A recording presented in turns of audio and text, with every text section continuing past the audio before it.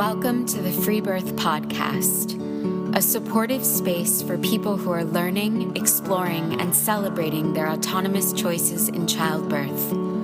Together, we'll unpack truths, share personal stories, and claim our ability to birth freely and intuitively.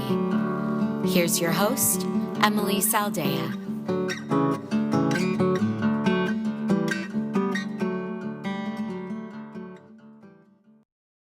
Hey everyone, a quick note here. If you're enjoying the podcast and want to support it, you can go over to patreon.com/freebirthpodcast and contribute. There's $1 a month pledges, $5, and so on. Your support is appreciated. Thank you. Today on the show, we have Heidi-Lyn from New Brunswick, Canada, who shares the healing story of her birthing in full power with her second baby in the support of her husband and a traditional midwife. After a deeply traumatic childbirth experience in hospital with her first, it took her a long time to even be willing to consider a second child. She was left violated and angry, and knowing deep in her gut this second birth needed to be different than what she had found in the hospital. So she did the work. Heidi educated herself, found her new team, and dedicated herself to birthing at home. Any power that was stripped away from her in her first birth, she reclaimed in her second.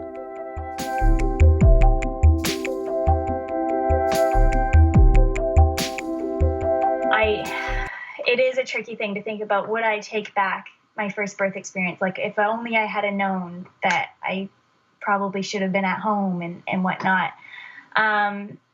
But honestly, my first birth is what led me to the knowledge that I have now, and what led me to have this second birth. And in addition to that, I now feel that I can kind of provide this, I guess, really important community and compassion to other women, that I really just want to be a bridge for women who are between where I am now. Like, they've had the traumatic birth, haven't yet had the healing one, and they just don't know if that's possible for them.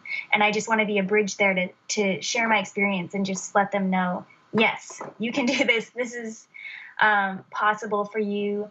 Kind of the mantra I have with that is, it wasn't you, it was your environment. And obviously that's not always true. Had I have gone into labor at 25 weeks, I probably would have gone to the hospital. But in most cases, a lot of the trauma that's happening is unnecessary. It's happening to healthy mothers and babies. And there's no need to repeat that in another birth. So that's kind of what I want people to know, because when I started first researching and considering a home birth, I really just didn't want to be in the hospital. And it is true. I didn't necessarily want to be at home yet. I wasn't in that place. I just knew I had to look at my options, because I felt such anxiety whenever I pictured going to the hospital. I just didn't want to do it. And I would get panicky and kind of, it just was not good.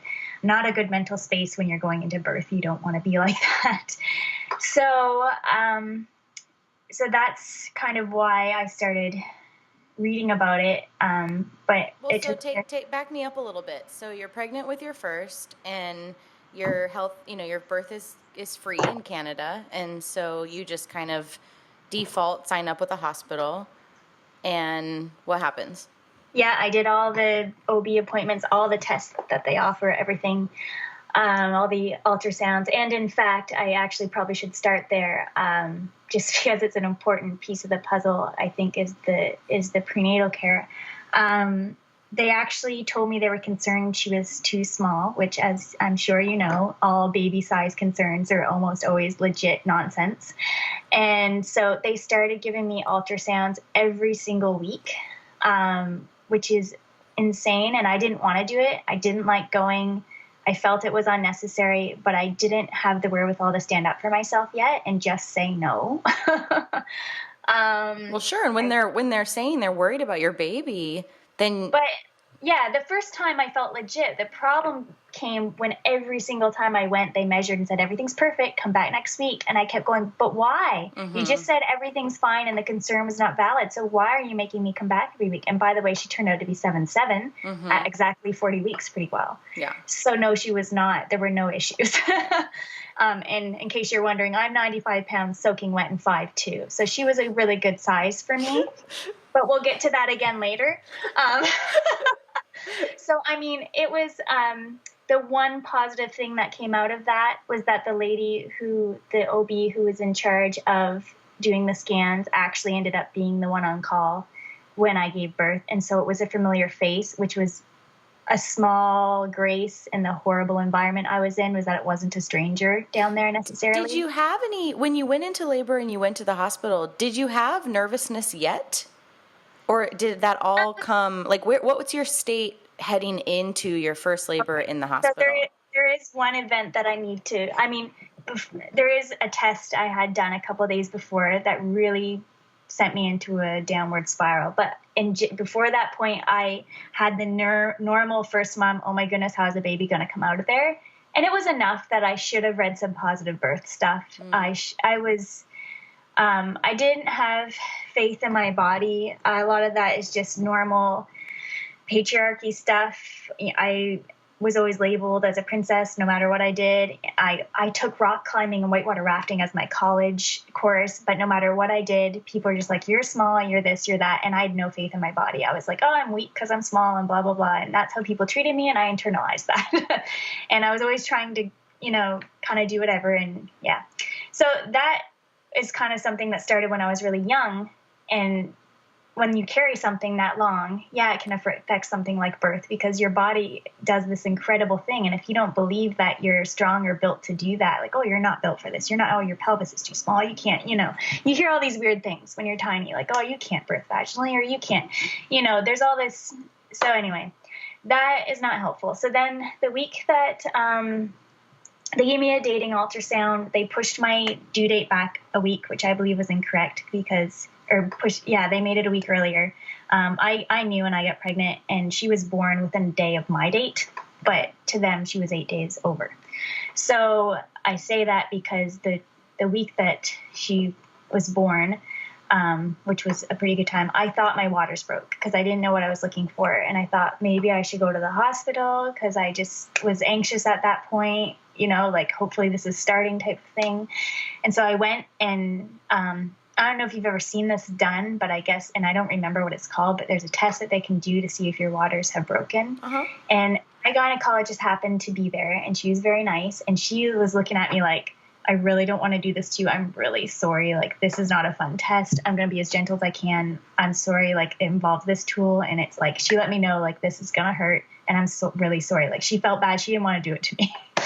And so she did it. And it hurt a lot. And I bawled the whole way home. Wait, what test are you? The tests I've seen are just little, like, pH strips that test the... Oh, no. What? She stuck some tool up there. I am sorry, I can't tell you what it was called. Interesting. But there is, I think just they opened up and then put something else in there to, like, feel it or something.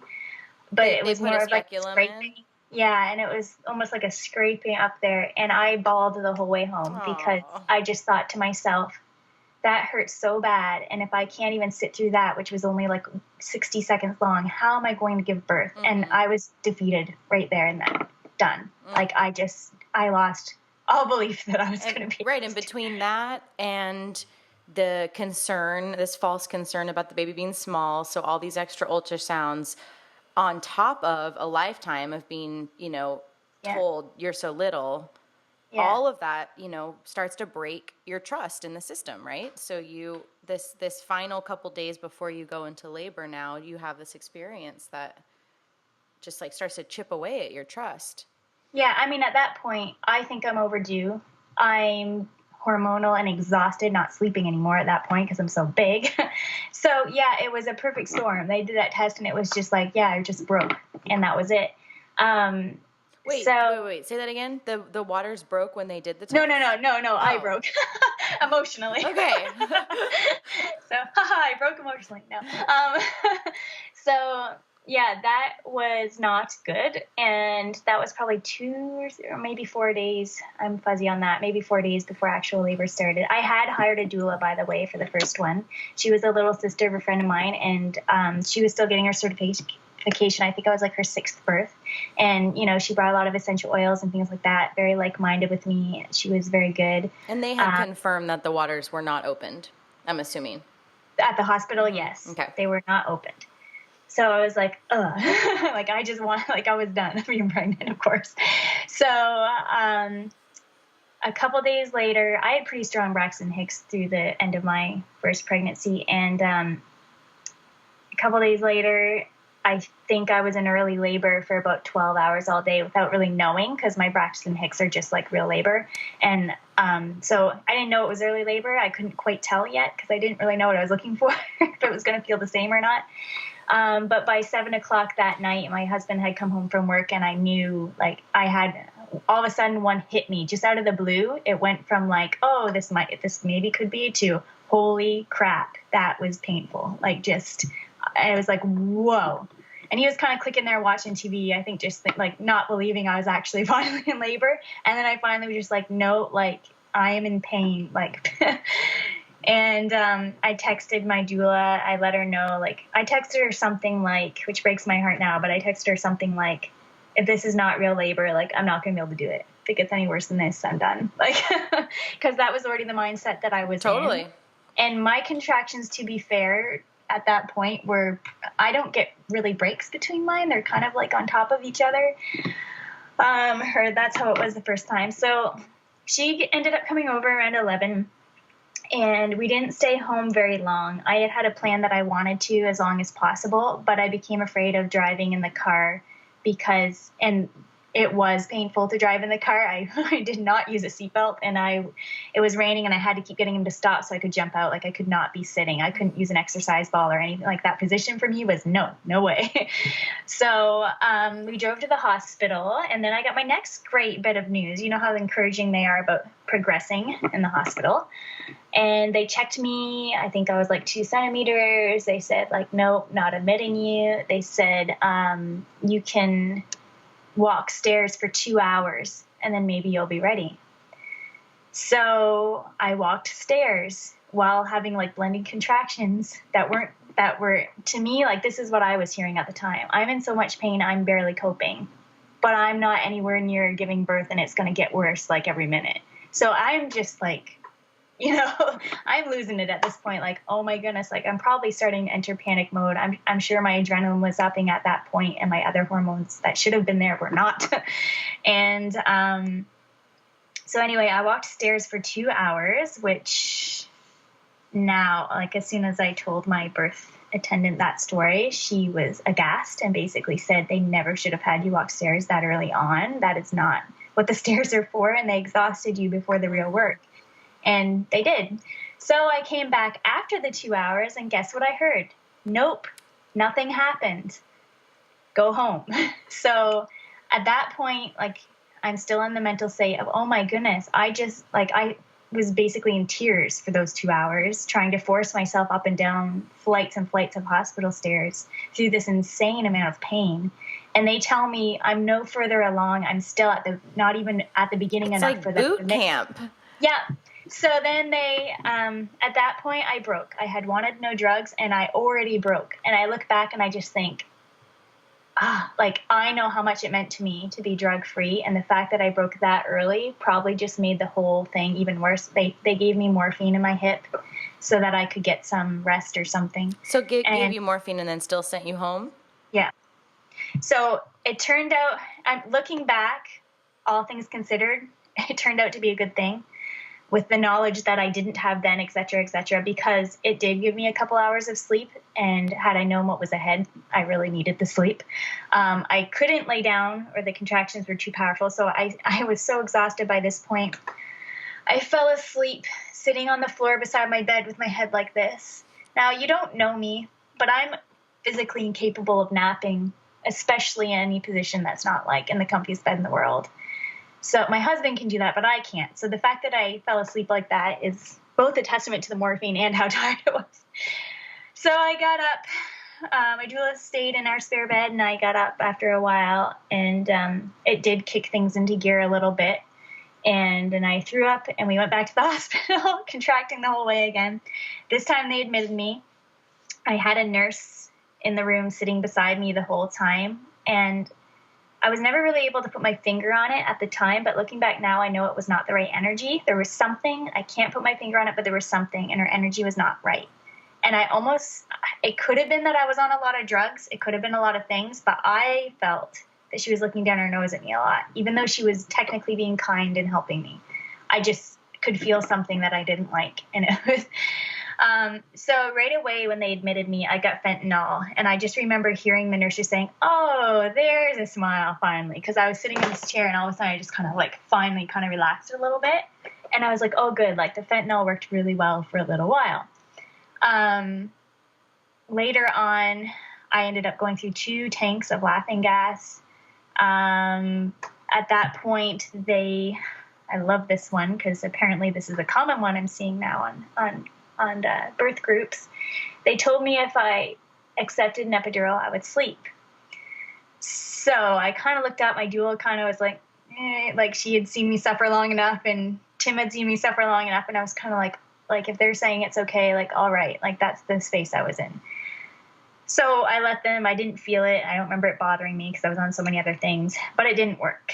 And I felt I could see him keep coming in the corner of the room and whispering about me, which was super helpful to have people in the corner. What do you mean it didn't work?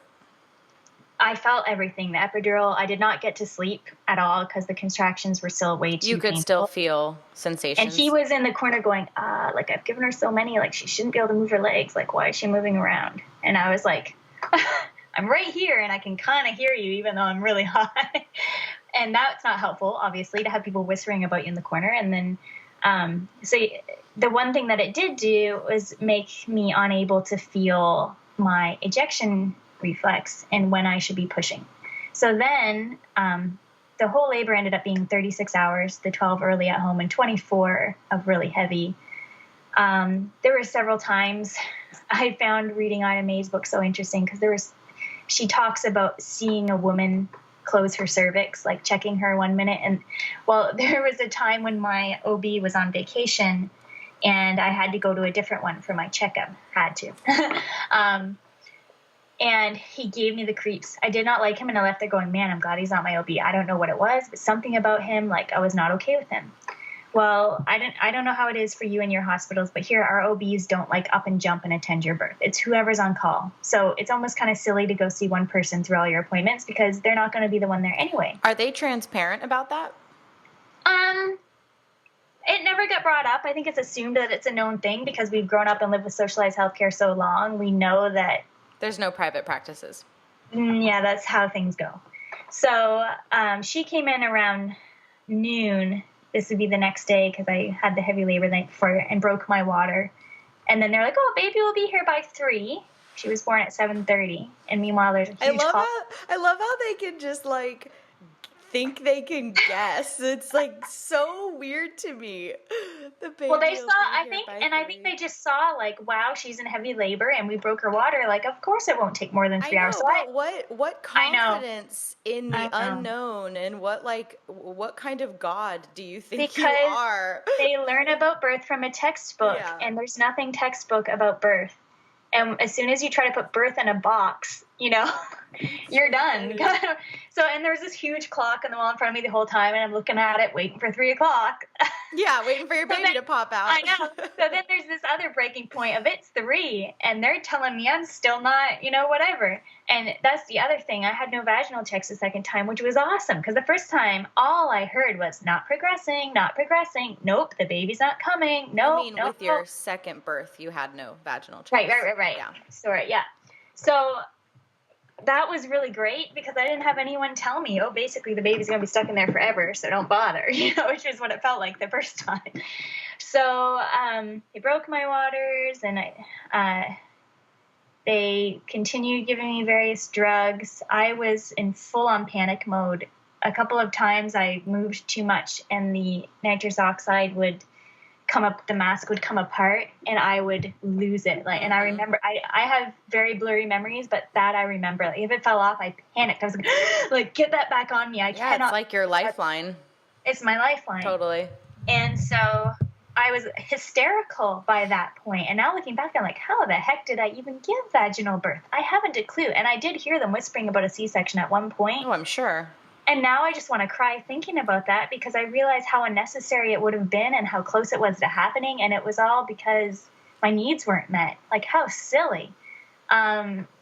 Big white open room, all the lights on. I can't tell you how many different doctors and nurses came in, because I was there for so long. Several different doctors were on call. I think I saw 3 different gynecologists. Well, yeah, I saw mine, the creepy guy, and then the one who actually ended up delivering was the one who had been doing my ultrasounds. And I was thankful in a way, because at that point, whatever they said was going to happen. I was in no place to stand up for myself or say what needed to happen. I wasn't going to. If they said C-section, that's what was going to happen. And I wouldn't have known any different about if it was necessary or not. And so she kind of came in and said, no, we're delivering this baby right now. So in a way, like, I'm thankful for her, because she did do that one thing for me. But basically, she came in and said, like, here's what's happening. There's a lip of cervix. It's not getting out of the way. So I delivered with her hand up me, holding it over, which was just lovely. And now I honestly, I haven't looked into it enough to know how I feel about that now. My guess is that environmental and maybe even drug factors just meant that I was not progressing properly, because I was just not in a birth state. Because I don't think the lip of cervix thing should have been an issue. I think that was more of a hospital issue. Well, and if you had given your labor another 6 hours, and you were having strong, I'm just making up 6 hours as an arbitrary amount of time, but if you gave your body more time, and if your waves were still nice and strong, and, quite possibly as the baby descended, her head would have just pushed out, the rest of the cervix. So there's a lot of factors to it. And my husband talks about being alarmed because when the head was near, they actually ended up like sticking 2 fingers like into the skull and like yanking her out. And apparently her head was bruised after. And though I'm glad they didn't use forceps for my sake and for hers, that wasn't a pleasant way to come into the world, I'm sure. Yeah. And she had a bit of a fit a day or 2 ago, because we were talking about birth, and she asked about the hospital, and Tim said something about her being born in the hospital, and she said, "You know better, Daddy. I was not." Like, had birth envy from her. Like, I bet. How old is she? She's 3.5.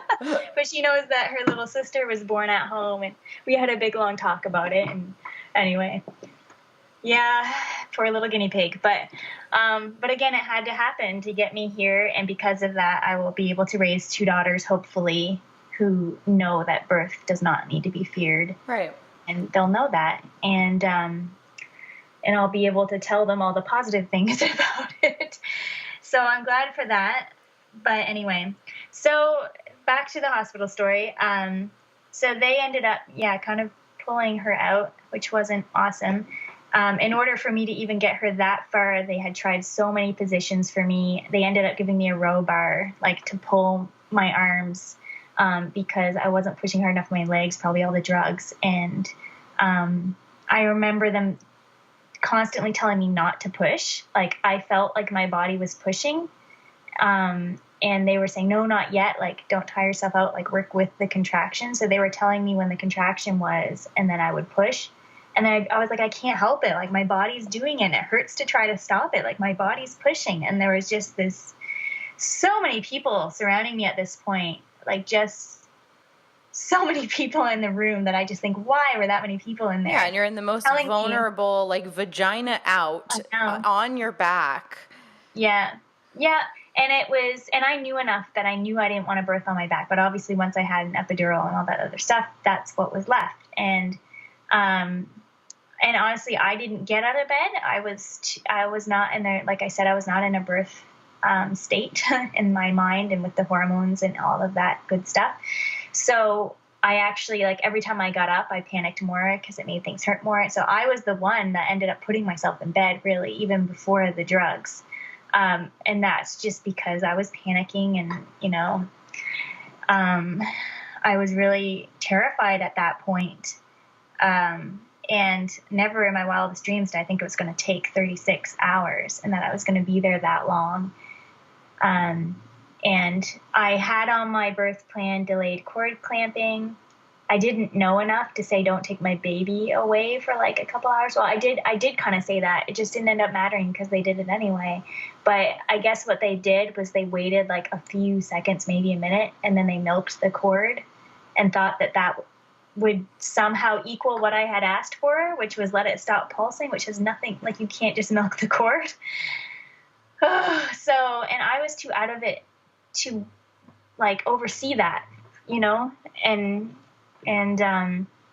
at this point they gave her to me. She luckily breastfed wonderfully and instantly, but it felt like they just took her from me right away to go wash her and whatever else. And I remember in my head, I was just like, but she was latched, but she was feeding. Like, why would you stop that to take her away? She's breastfeeding. Like, let her finish, I don't know why they would do that. And that's because you're on their time. They're not on your time. Yes.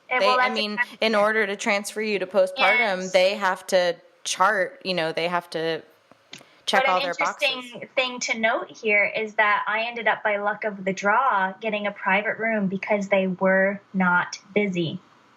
So I know that there was no need for them to rush that because they were not busy. No, it's not about being busy. It's about, it's about like certain protocols need to happen within 60 minutes postpartum, within 120 minutes postpartum. Things need to happen before you transfer rooms.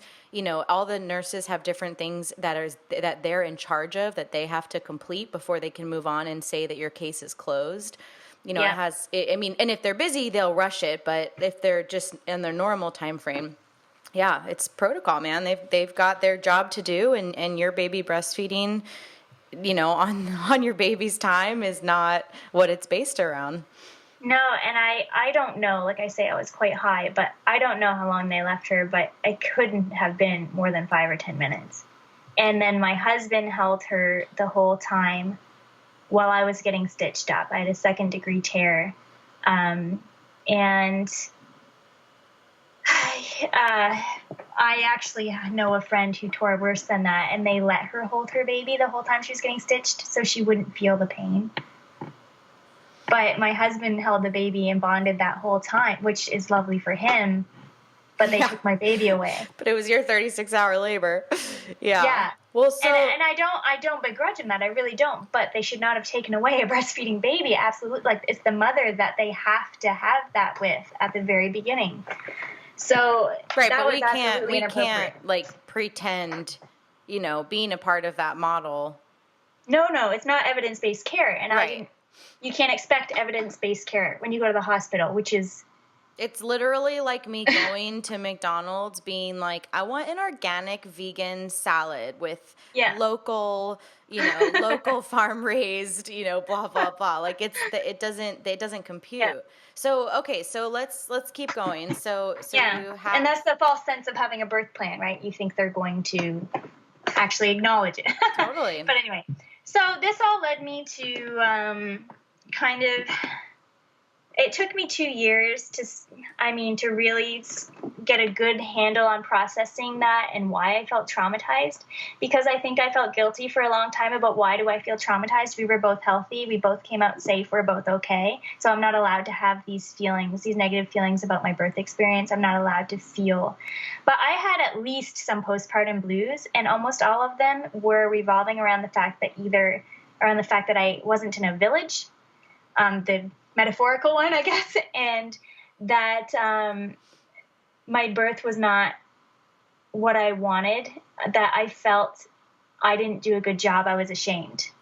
I felt defeated. I felt like no one was proud of me, and I was looking for that external kind of like pat on the back, like I didn't do a good job, like I ended up having drugs, I just wasn't, it's not something that I'm able to do. Some women find it easy, but I just can't. Mm-hmm. And that is, again, another message I want to make sure people get, because If you feel like that, that's me. Or was me, at least. I was always one of those people, like I can relate to that, to the feeling of, other people are stronger than me. Other people can do this or that, but, I just can't. But no, I'm built for birth too. And now I have the proof of that. And I feel that very deeply internalized now. But at the time, it took me a really long time to decide I wanted to get pregnant again because I was so terrified of birth.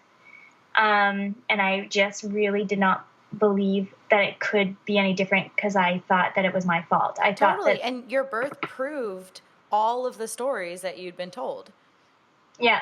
That you're broken, essentially, is what women are taught and trained, whether it's because they're too big or too small or, too black or too brown or too poor. I mean, just there's always reasons to other, somebody.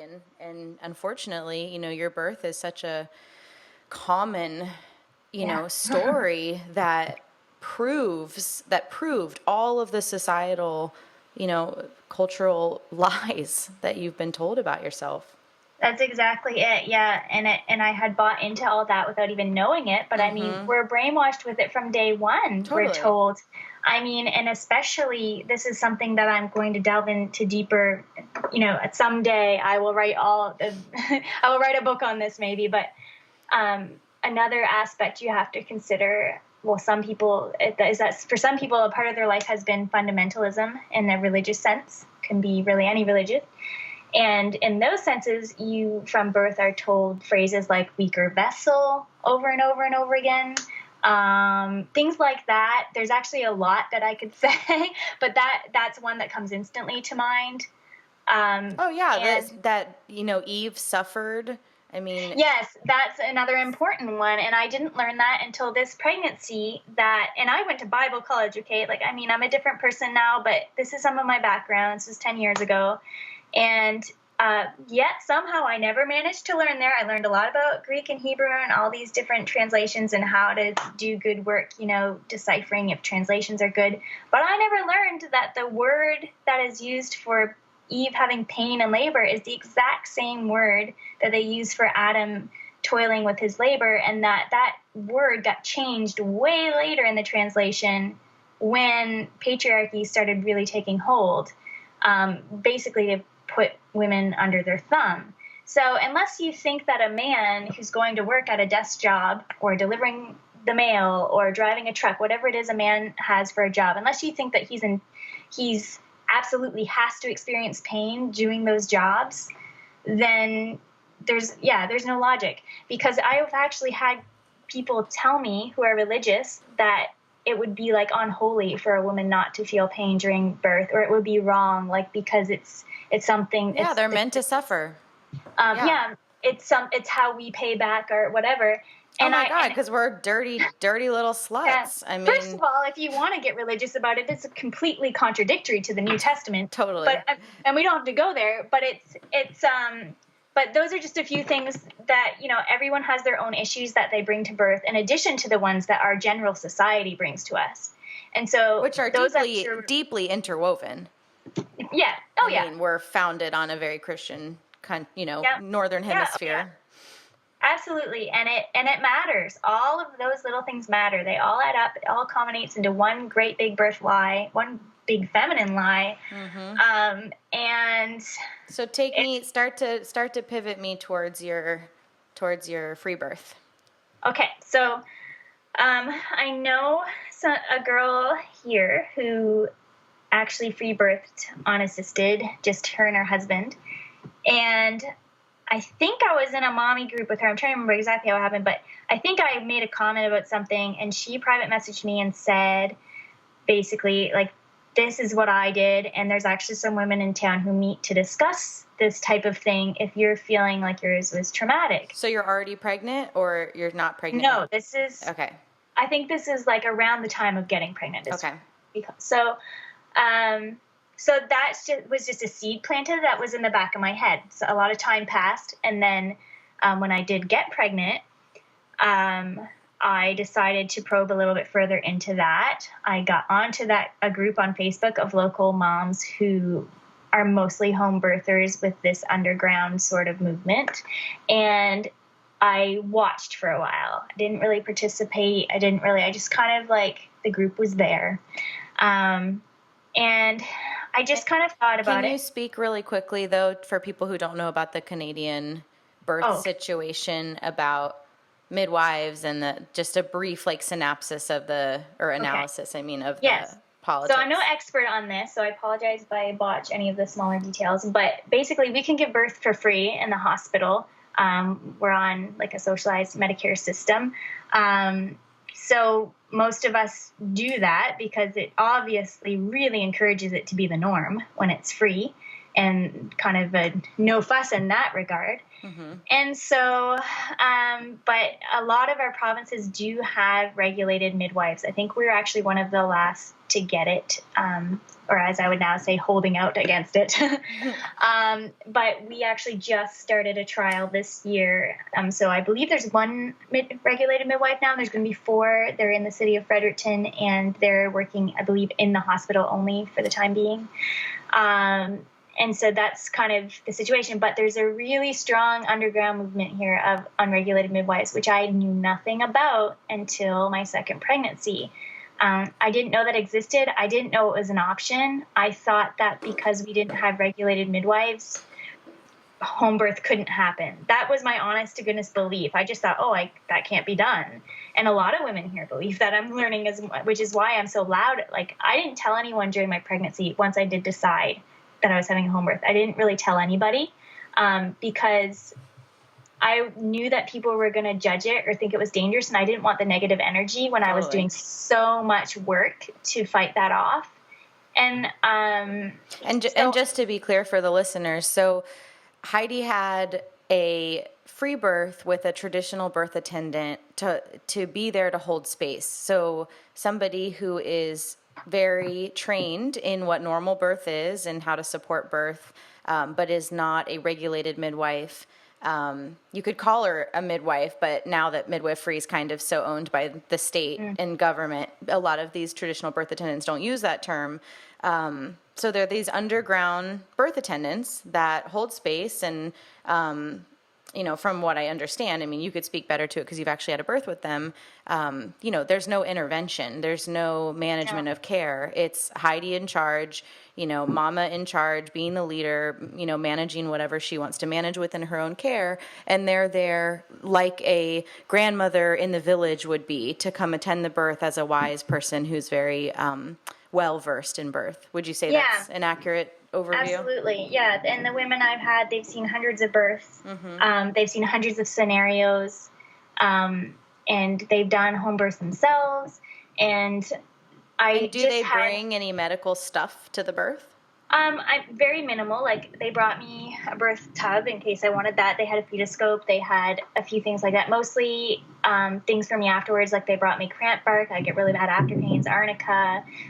They helped my husband figure out how to do the smoothies and then encapsulate. What's that noise? Is that thunder? Whoa. Nope. No, sorry. I believe that is a child riding something upstairs. Child or thunder? That's quite amazing that this microphone is. Yeah, that was weird. It went away. Okay. So they don't bring anything medical, like oxygen and Pitocin and all the stuff that a regulated midwife brings. None of that.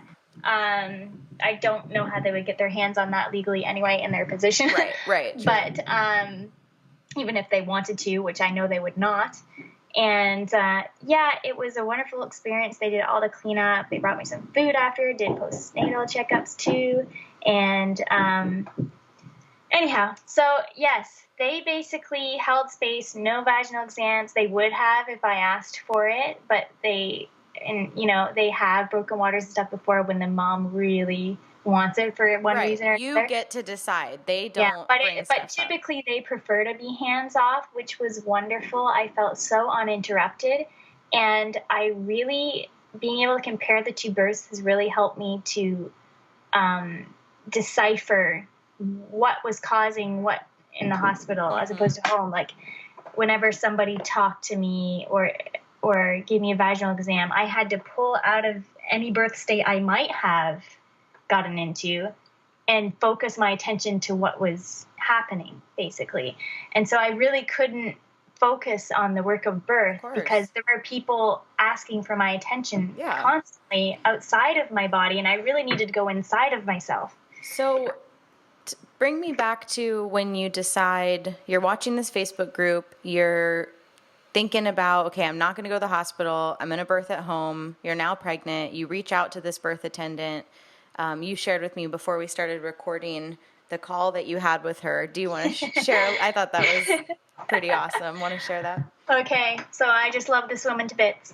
I got the name of 2 birth attendants from the friend that I mentioned who had a home birth, and she had the other one on call in case she wanted somebody. And I watched the group for a while, and I don't know, at some point, one of them said something, and I just kind of related to her, and I just thought I'll give her a call. And so I think I wrote her a message on Facebook, said this is what's going on, and she basically said, like, call me, here's my number. And I honestly think I held on to it for a couple of weeks before I finally called her, because this was such a process for me in my mind to get around even considering it. I have some friends who have home birthed who have really stayed out of the medical system, and I talked behind their back. I thought it was ridiculous. And I didn't understand it at the time. I just was not there yet. I thought it was dangerous. I thought it was reckless. And that was a lack of information on my part.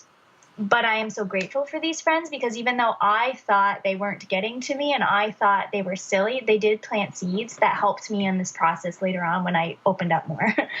So I gave her a call, and I didn't know what to make of her. She was kind of like almost kind of cold, which is funny because she's a total sweetheart. So I was kind of nervous talking to her, and we had never met in person yet.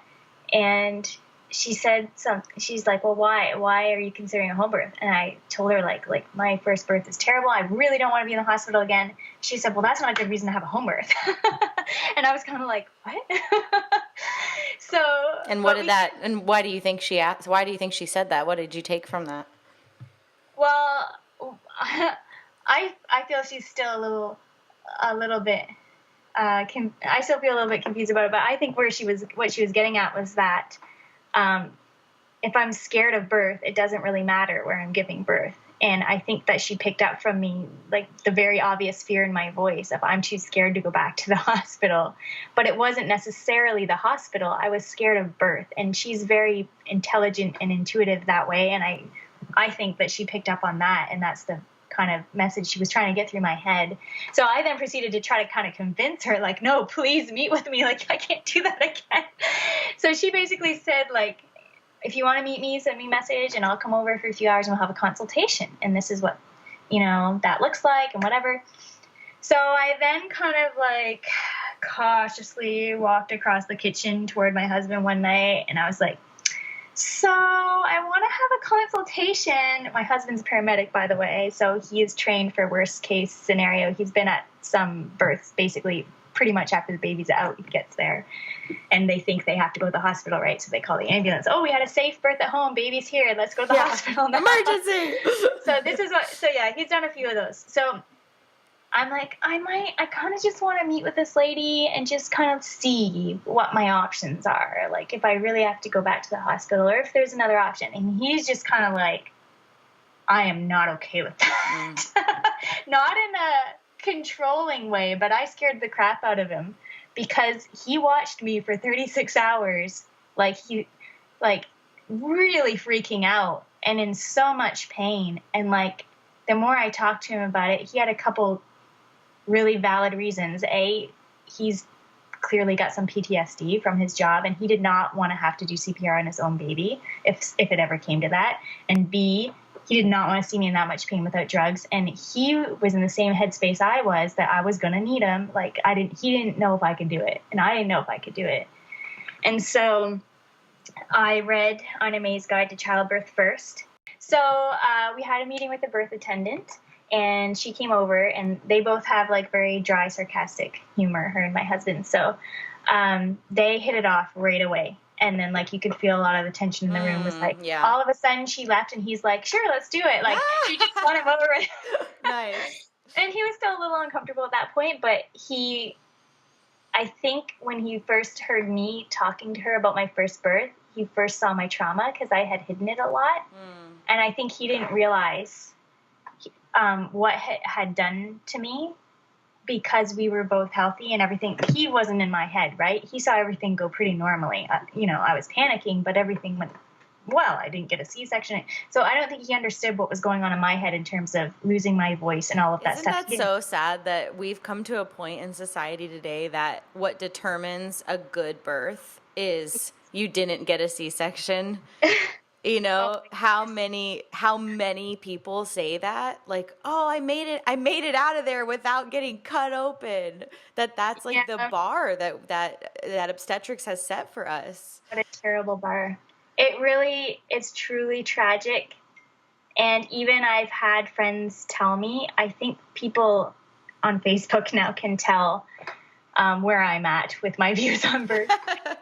And because I post a lot of stuff, and so when friends have had babies, I've said things to them like, oh, I'm obviously really glad if they felt they've had a good experience. But when they describe their good experience, the bar that they use, like, oh, they did this and they did that. And I'm like, whoa, is that all we want? Like, no, it really comes down to at least my baby's alive. Yeah. And, if first it's at least I have a healthy baby. And if your baby's not healthy, it's at least my baby's alive. And if your baby's not alive, it's at least we were in the hospital, so we did everything we could. I mean, those are the brackets that we're working with. And it's just such a slippery slope, the interventions, and it's such a big topic, really. But okay, well, let's go back. Let's go back to we're almost at time. So let's go to your free birth story. Okay, so basically, after I met with her, then I was really like, okay, this is a viable option, but I hadn't jumped in yet. I read a couple more books. One was Birthing the Easy Way by Sheila Stubbs. I don't know if you've read that one. It's actually a Canadian author, and it's amazing. This is from my birth attendant lent me a bunch of books, and I read. And this one specifically had a chapter on statistics between home and hospital births. And it's just amazing to me that we assume women are being dangerous or reckless giving home birth when the statistics say otherwise. And so that's the book I asked my husband to read because I said to him, like, look, I understand you got the message that you're not an important part of this puzzle the first time because of how the hospital is set up. But if you come in here with negative energy, it does matter. And you can't be there unless you believe in me. So read this book, and I'm hoping it'll help you get to where I am at, where I'm believing in me again, because I'm going to need you to help me with that because it's hard for me. So he did it. He read the book, and he did feel a lot better afterward and got totally on board. And I got to a place where I was excited to give birth, which I really didn't think was possible because I had been so scared previously. So the rest of the pregnancy, I think it was around 22 weeks I met with her because I realized how many weeks I was, and I was like, wow, if I don't do something soon, I'm going to end up in the hospital again. And then I finally picked up the phone. That's when I was finally like, okay, I have to at least do this much because I can't end up back there again. And that's what's going to happen if I don't make another plan. So, I continued going to my OB appointments kind of senselessly because all I did was weigh me and take my blood pressure and send me home. And the last one I called and it was like, not coming, and just stayed at home and waited. And she actually came the next day, like 40 days, 1 week, I believe. And so the labor, it was interesting because I don't know if you've ever experienced this or had anyone say this, but I labored through the night, but I was asleep and resting perfectly, but I knew I was in labor. And I don't really know how else to explain that. It's very strange to me. Like, I remember in my sleep being like, oh, I'm having contractions, but I stayed asleep and I rested.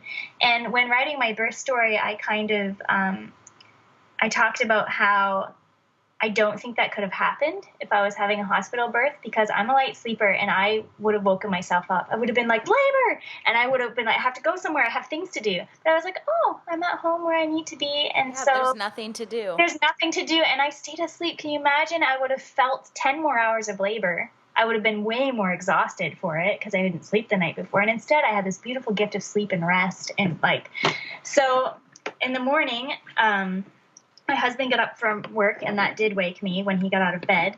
And then I was like, I sat up because I was feeling them, and I had a contractions timer on my phone, and I was kind of like gung ho to do something. So I was sitting there just wondering if they were regular, and my daughter was still asleep. And he went down to shower, and I texted him, and I was like, you might not be going to work today.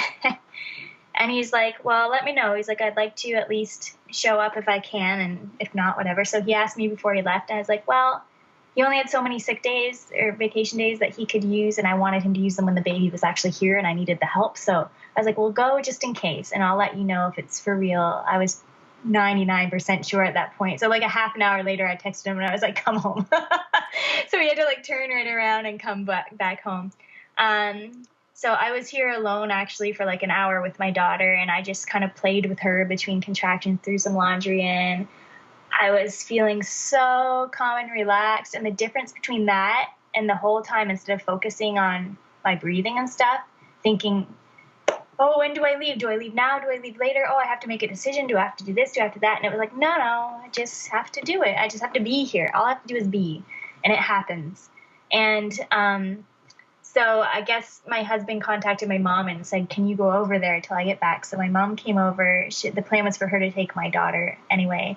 I would have really liked for her to be here, but I personally couldn't focus. I would have been on mom mode, and I couldn't have been in a trance. I would have been trying to take care of her. So it ended up that she did not stay, but my contractions from that point when I woke up in the morning were very regular, long, and very strong right from the get-go. So I texted my birth attendant to say, I'm pretty sure this is the real thing. I don't know, like, I guess probably you should come. Like, I'll let you know in a little bit, maybe if you want. And she was like, no, this is the real thing. I know it. So I don't know. She was out of town. But she was out of town, and I didn't realize that. I had known she was going out of the town the day before because she called to let me know and asked me if it made me nervous because she had another person down there due the next week. And, but I said, no, like, it'll be fine. I think I would know if it was going to be tomorrow. Like, I would feel it or something, because I usually get Braxton Hicks. And had you met her other partner or backup? Or? Oh, yeah. They both came to prenatal visits, so I was comfortable with both of them. And so she contacted the other one, told her to come, and meanwhile started booking her for back home. And so the second one came probably like around 10 o'clock. So I was in labor here for quite a while, and then she got here, and just a little bit, I'm trying to think if maybe she even beat Tim. Tim had to wait for a replacement at work, and he ended up being gone a few hours. And by the time he got here, I was ready for him to be here. Like, it started, and it just progressed, like, and I just look back at it and I go, it's not because it was a second birth. Like, I just know. And I really did slow things down by being in the hospital the first time. I knew to slow things down, which is unfortunate. But so the second time was a lot smoother. Ended up being 12 hours. The pushing with the hospital birth was an hour and a half, and the pushing at home was 2 hours. So that was kind of something I wasn't expecting. But interestingly enough, going back to my size of 95 pounds soaking wet and 5'2", my hospital baby was 7'7" with all the drugs. And my home birth baby was 8'8" with no drugs. So just over a pound bigger. And I really couldn't describe it as painful. Extremely challenging and intense. And there's I think we need to release the idea that, like, for some reason pushing should be quicker. You know, it's pushing a child through your pelvis and the whole, turning and everything that the baby goes through, it's meant to take some time when it does. Obviously, there's some women where it happens very quickly, but I don't think, what you had on your side was you were having a physiological response. You got to use gravity and wiggle your hips around and be really present with it and feel your fetal ejection response. With the epidural, they wait until your baby is so low.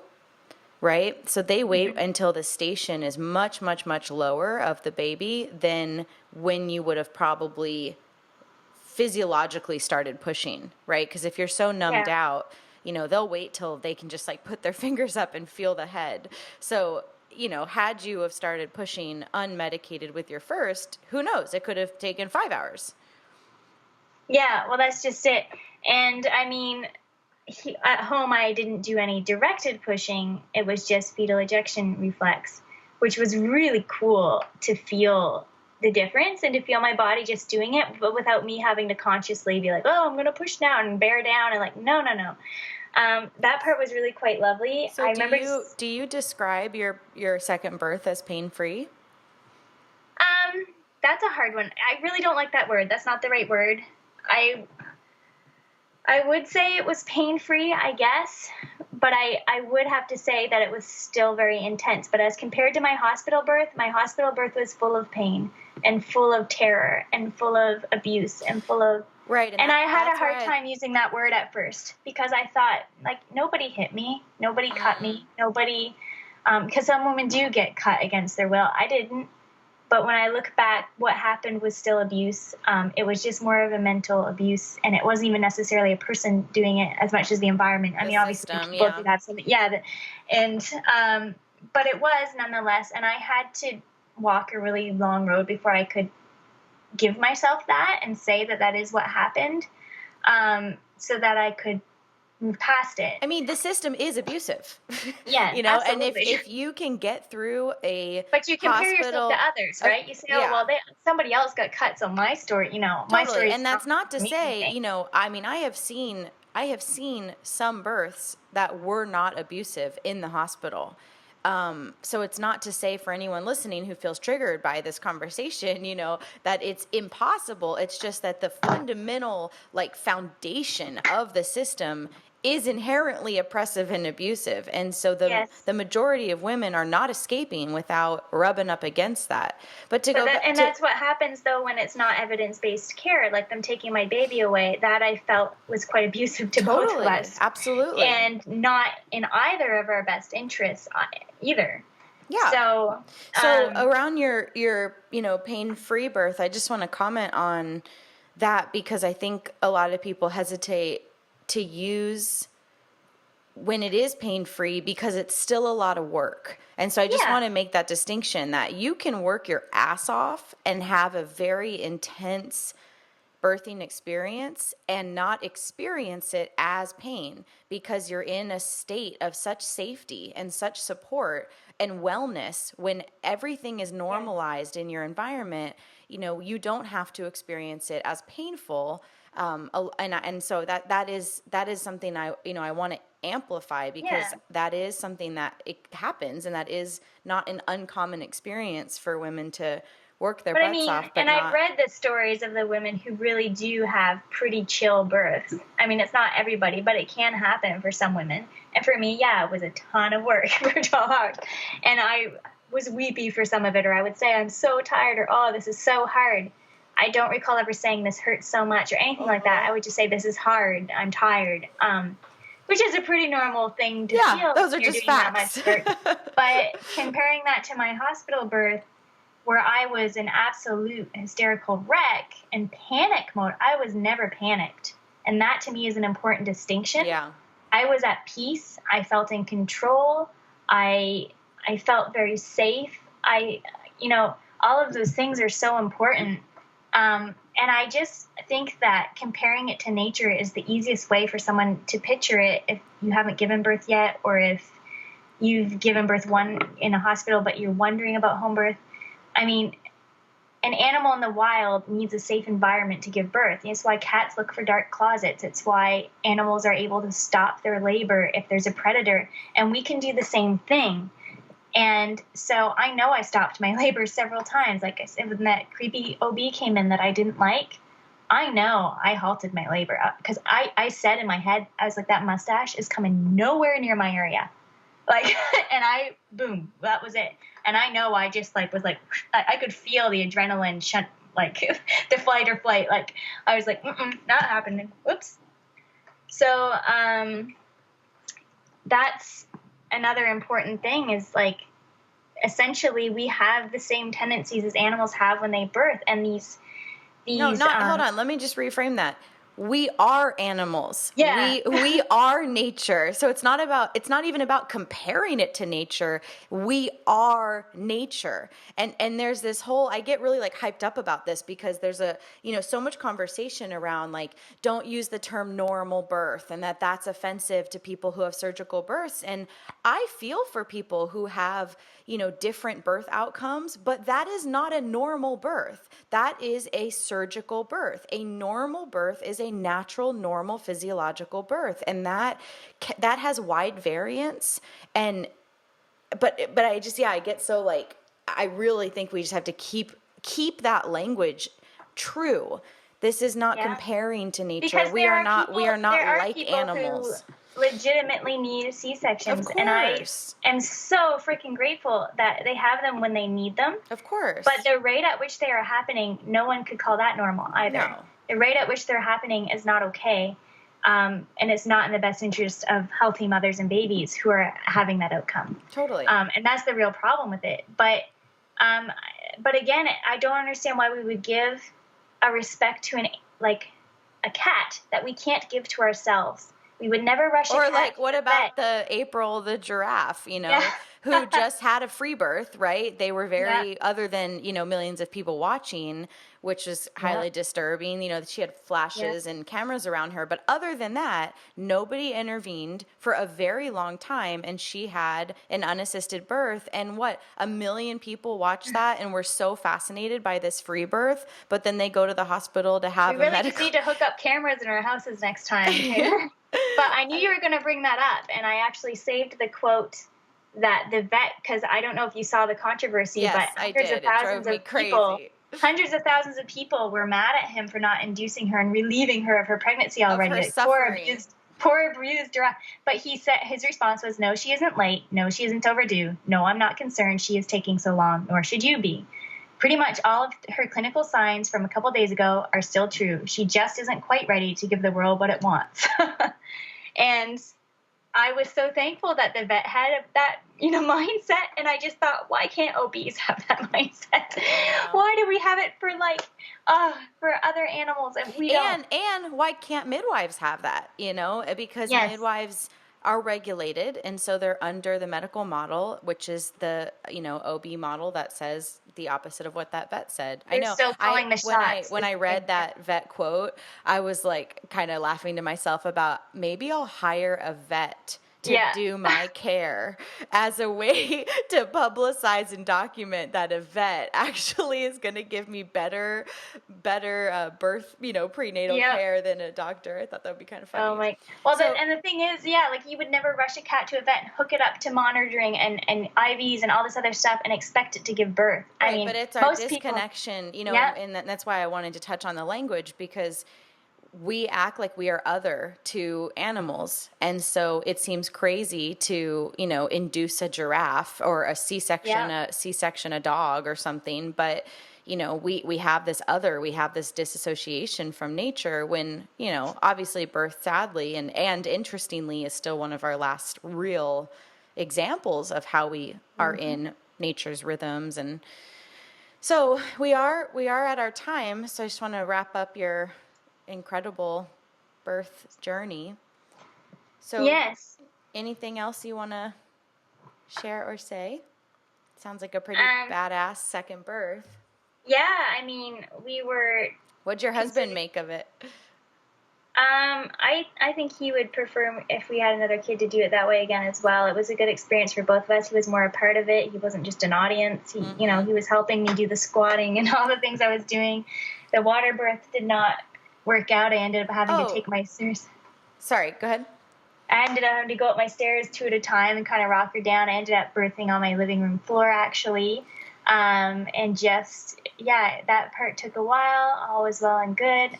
Will you touch on the attendance of having a traditional birth attendant, and just for people who, don't want to birth unassisted, who don't want to birth, just them and their husband, what did they do? What was that like for you to have that space? I personally wasn't mentally ready for that. I needed the energy of people in the room who knew I was capable and who had seen normal birth enough to hold that space for me and to hold that belief for me and to keep me in the right place. And wow, that I grew up thinking that was all hooey-fooey, but energy matters. And what did they actually do? Like, did they touch you? Did they perform any, The only real touching there was like different times when Tim would have to go to the bathroom or whatever, I would ask them to hold my hand. I really don't want to be alone during birth, and that's me. Some women want to. I really want to have people like surrounding me, and they were just quiet. They were just there. And yeah, they really just held that space. They made sure the energy in the room was good. But they never like took vitals or... No, nothing like that. They did put straws to my mouth when I needed water or juice or whatever. They kept me drinking because I wasn't thinking about anything like that at the time. So almost like the role of a doula. Yeah, they helped me get in the pool. They helped me squat, and Tim had to step away for a second. They also did guide me in terms of positions and keeping me going. There was a point at the beginning where I laid in bed for a very long rest, which is fascinating to me because I was promised rest, drug-induced rest in the hospital and never got any. And drug-free at home, I laid down and my body just knew. My body just knew I needed a break, and it just took it all away. And I think it was like a half an hour long. I just laid in bed and I was almost asleep. And this was in the heavy, like labor. Nice. So, and then there was a point where she said, we really need to get you moving again after I was done that rest. So there were a few little nudges in the right direction, but very little, and only positive comments about, I said, oh, I'm feeling weepy. And she said, that's a really good sign. And that's all she said, and left it at that. Like, instead of being like, like in the hospital, it's just like, oh, would you be quiet already? Let me give you some more drugs. Another hysterical woman. Yeah. And what about afterwards? Did they check out the baby? Are they hands-on at all with delivery or the postpartum? They checked over the placenta. They encapsulated that. In terms of baby, they pretty well gave it to me. We did a cord burning, which they helped with. And yeah, I think they looked her over a little bit. I would have to confirm that for you. And for me, they kind of let me know what the tear situation was. And interestingly enough, I tore the exact same way I did in the hospital, on the same side and everything. And at home, I didn't get stitches. That was one of my main fears. I was like, I can't have a home birth. I'll probably need stitches again. So I have to be in the hospital. I didn't know that was an option not to have stitches. And oh my goodness, I felt mismatched for so long. And now I'm fixed because I had the same tear, which was a blessing because it all healed properly this time because I didn't get stitches. So you had a second-degree tear again and then didn't suture. Right. So, and which was excellent. None of that itching or any of that. And it healed so much better on its own. And I practiced 5 days in the bed, 5 days around the bed, maybe even a little more. And I asked her, she came over a couple times for postnatal visits, and I asked her to check my tear because I was having some pain, which later turned out to be pelvic floor muscle, which I dealt with. But my tear was healed beautifully. Like you would never know that I did something that's considered extreme now, sadly. Like, so yeah. So that's basically what they did. They were here to make sure that my needs were met, and that if I needed anything, I had it, and that it was quiet and dark and a safe space for me. And that's really it. And I would do it again, honestly, because I'm very needy and demanding during birth, and I don't know if Tim could keep up. It was actually really nice to have the extra hands, and they did all the cleanup for me. So they brought the tub. They cleaned it up after. They brought me meals after. So it's going to vary between attendants what it is they do, but they would let you know in a consultation what it is that they offer and what the price is for that. And I feel like I robbed them, to be honest. They did so much for me. And yes, it was a bit of a financial sacrifice to not birth for free, but what I got and what my baby got in return for the money, it would have been so much more costly to be at the hospital in other ways. Well, and again, I mean, the comparison to McDonald's, like I don't eat at McDonald's, and I eat organic, expensive California food because I actually long-term hope to avoid the expensive health risks that eating cheap, nasty food, does to your body. I mean, it's really like the best analogy because you can have a free crappy birth, at the free hospital that, you got to experience, or you can pay some money and have this incredible empowering experience. Yeah. I think the main outcome from it all would be that I really learned from my first birth that, like I said, I was ashamed, defeated, I was weak, I was broken, I couldn't birth. And that stayed with me and may have stayed with me forever had I not done things differently the second time. Mm-hmm. And I was able to just kind of rewrite that knowledge. And now I know that it wasn't me, it was the environment. And it wasn't that I was weak. And actually, I didn't need drugs. What I needed was a quiet, dark space where I was love and support. Love and support and respect. And when I didn't get that, the drugs helped me to give birth despite it.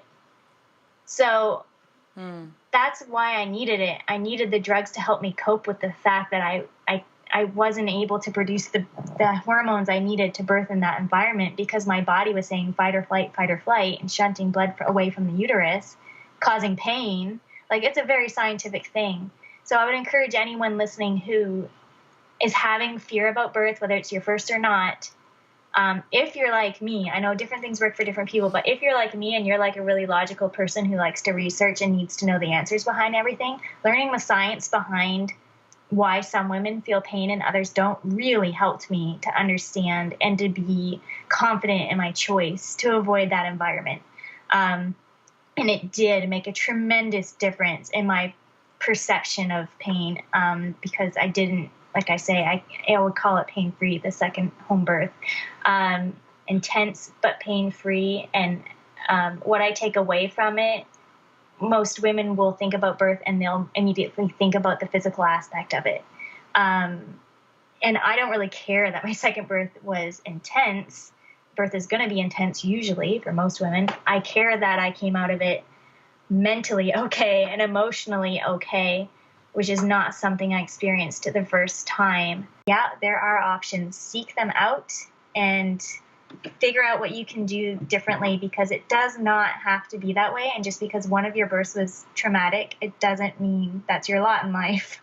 So that's my main point here. But yeah, that pretty much, I don't know. Did you have any more questions about the birth part of it? No, it was great. Thank you so much. Oh, thank you for asking me. I always love to share the story and make sure that everyone knows that they can do it differently. I'm very grateful for the opportunity to get that message out there anytime that I can. Mm-hmm. Yeah, and when we release this episode, we'll put your birth story on the Free Birth Society Facebook group so people can read about it. Yeah, there's so much to cover. I feel like I didn't spend very much time telling that story, but the birth story lays it all out pretty well. So nice. So then if people want to go read it, they can. Yeah, exactly. I know there's so much to cover in just an hour. Yeah. Well, thank you so much. It was lovely to hang out with you and hear your story. I want to hear from you. If you have a question, comment, story to share, or an episode idea, find me on freebirthsociety.com and send me a message. Also, reviews on iTunes are awesome. It helps spread the podcast to more listeners. Let's build and connect this community.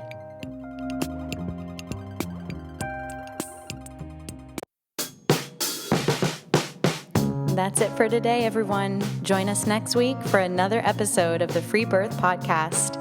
Thanks for joining us, and remember, your body, your choice. Lots of love.